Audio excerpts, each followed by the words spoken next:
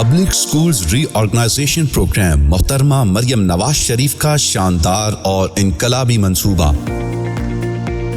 عزم بلند ہو تو جیسی بھی رکاوٹ ہو سمجھیں کچھ بھی نہیں۔ حافظ آباد کے گورنمنٹ پبلک سکول موت تارڑ پنڈی بھٹیاں حافظ آباد کی نئی انتظامیہ نے عیاں کر دیا کہ سہولیات کی فراہمی کو بتدریج کیسے بہتر کیا جاتا ہے۔ جب یہ اسکول مجھے ہینڈ اوور ہوا تھا اس وقت اسٹوڈنٹ ان کی بھی کنڈیشن اچھی نہیں تھی، لیکن جب ہمارے ہینڈ اوور ہوا ہم نے اس پہ محنت کی اور اب تقریباً ہماری تعداد جو ہے 47 پہنچ گئی ہے۔ اب ہم نے کوالیفائڈ سٹاف رکھا ہوا ہے۔ مریم نواز صاحبہ ان کا ہم تہ دل سے مشکور ہیں کہ انہوں نے ہم پہ یہ ایک بہت بڑی ذمہ داری ڈالی ہے۔ محمد اسلم نے جب اسکول کا انتظام سنبھالا تو یہاں 31 بچے تعلیم حاصل کر رہے تھے، مگر محنت اور عوام کی خدمت کا جذبہ لیے ہوئے محمد اسلم نے بچوں کی تعداد بڑھا کر 47 کر دی۔ اب بھی والدین کا اعتماد بڑھ رہا ہے اور اسکول کی کنڈیشن، بچوں کی کنڈیشن بہت بہتر ہو چکی ہے پہلے سے۔ پیرنٹس بھی کافی مطمئن ہیں اب یہاں سے کہ پڑھائی یہاں پر بہت اچھی ہے، اور اسکول میں نئے داخلوں پر کام کیا جا رہا ہے۔ چار دیواری اور فرنیچر کی بہتری کے لیے کام ہو رہا ہے۔ اسی طرح اسکول میں دیگر سہولیات پر بھی کام کیا گیا ہے۔